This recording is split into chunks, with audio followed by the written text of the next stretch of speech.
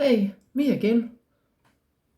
Just a friendly reminder, as per all the videos here, what I'd really like is for you to pause it as you go and give everything a go.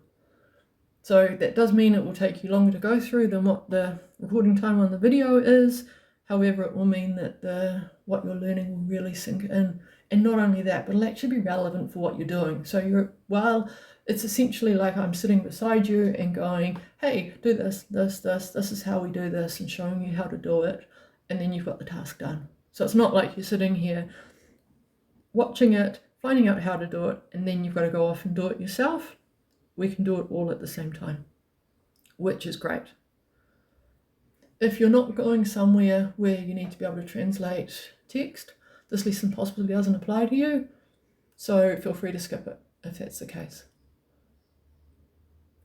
What we will be covering though today is how to use translation apps. So how to making sure that you're able to download an app and know how to use it. So what are those key features? Can you change languages? Can you download a language so that you can use it if you don't have internet coverage? Can you favorite a phrase so that it's there when you need it and you don't have to retype it every time? And so, of course, can you translate text, voice, and images? So to that end, if you haven't already downloaded a translation app, please pause this video and go and have a read of that page. It's sitting just above on this above the video, and find one or two that you really like and click the download button on that page.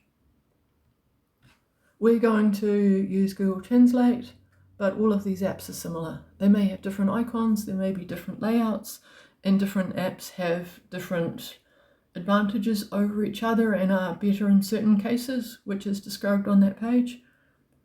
Personally, at the moment, I have Google Translate and Papago on my phone because that's been relevant to the trips I've been doing recently, but whatever works for you.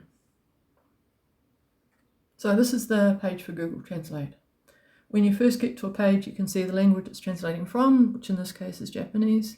There's then a double arrow, and then there's the language it's translating to. So if I wanted to translate from English into Japanese, I press that button. You see how that just changed? If I want to translate it back, I can then press that button and it changes really nice and easily. Now, if you want to change the language, say you're not translating from English or you're not translating to Japanese, you're going on a different trip, you've stopped off somewhere on the way, say for example at Spain, click Spanish. Click that way, it's now downloading Spanish into English. It's that simple. You can also change it that way as well, and do say Japanese into Spanish. Whatever works for you.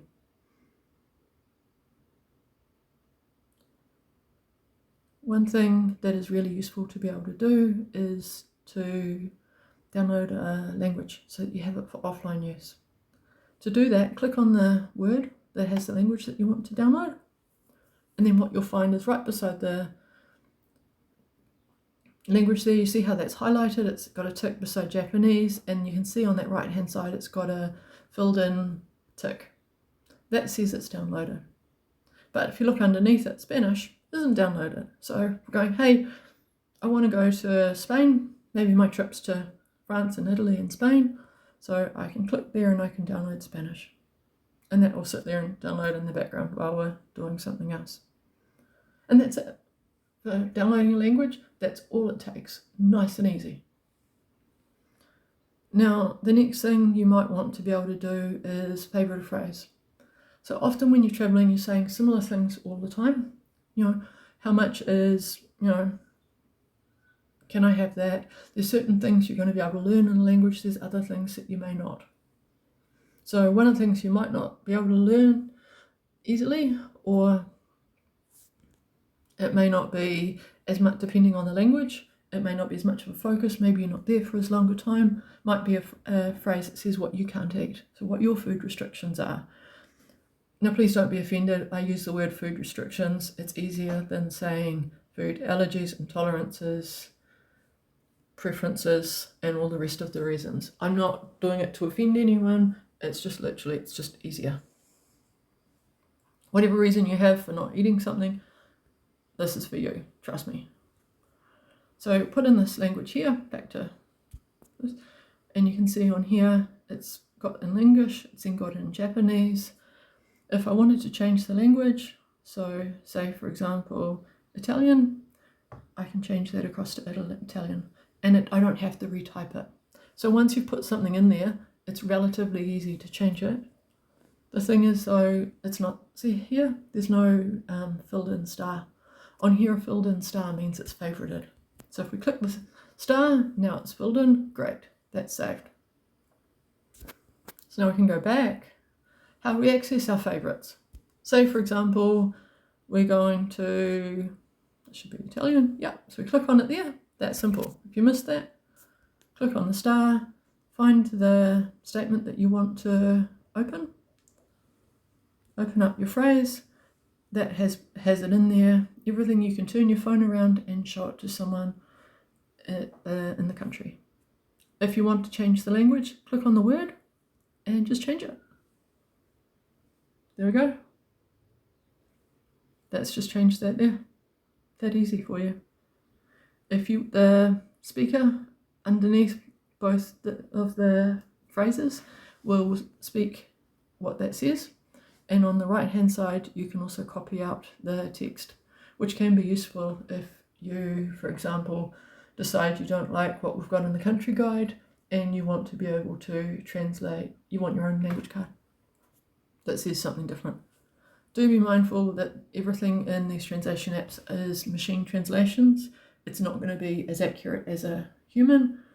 However, as you can see on the translation apps page, different apps are better and have different strengths for certain languages as well. So you may want to have a bit of a play with a few of them, depending on where you go. So another thing that you might want to be able to do is be able to, so say you're talking to someone in a stall, you've ascertained that you've said to them, hey, can I eat anything here? They've kind of motioned to you that thing on this side, for example, you can have, and you wanted to ask them something about it. So you actually want them to be able to talk to you. So you can put your text on here. You know now how to communicate to them, but how can they communicate to you?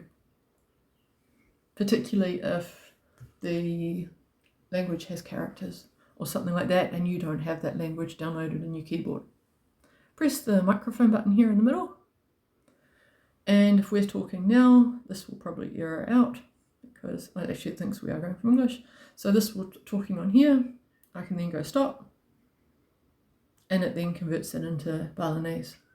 So that's converted it as they were talking. So for example, if they were English and I was Balinese, I could read that down the bottom there and I could get the general gist of what they're trying to say.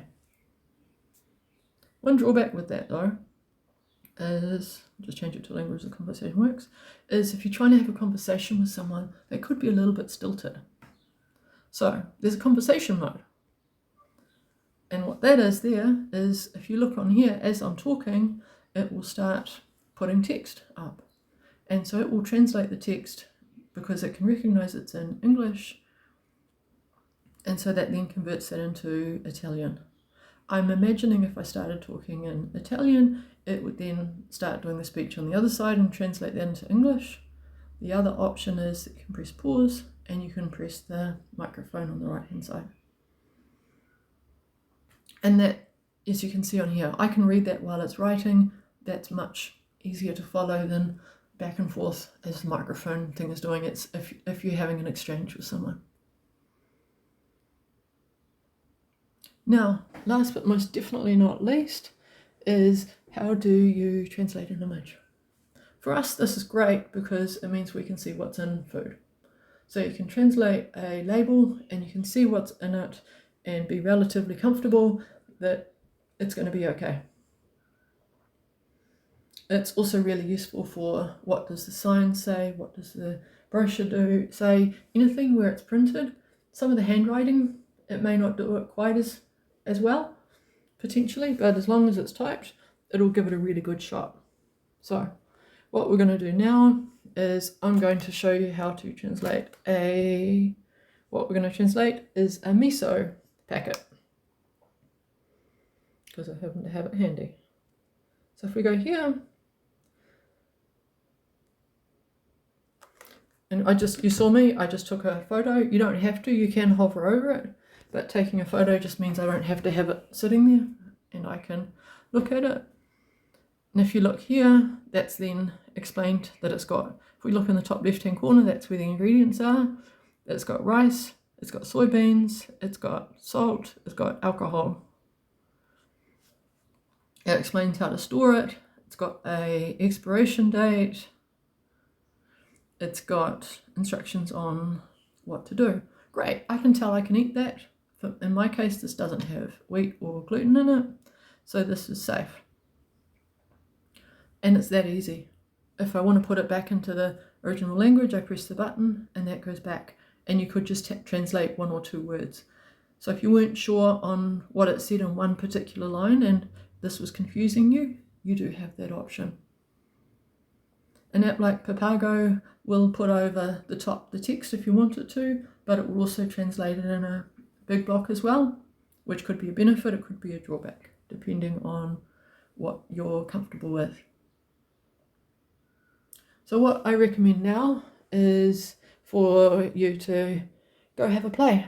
If you haven't been pausing the video, give this all a go, maybe rewind back, make sure you're comfortable with it.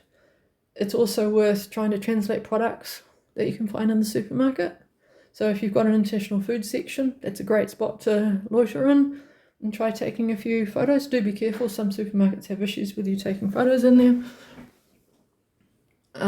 Just explain what you're doing if that is the case where you are. You also might find if there's an Asian supermarket, there's a lot near me, so that can be a great place to find food that's got other languages on the label. If you're trying to practice translating voice, then potentially translating things from, say, a song or a YouTube video or a movie on Netflix, something like that might be really helpful. Just anything that means that you're getting a little bit more comfortable with using these tools, because it can be daunting when you're traveling, particularly if it's a different language, and you may be overwhelmed easily. So if you can get used to some of these things at home, it can help smooth things over so you have an easier trip. I'm going to pause this now and I'll be back shortly with another video. Have a great afternoon. Bye.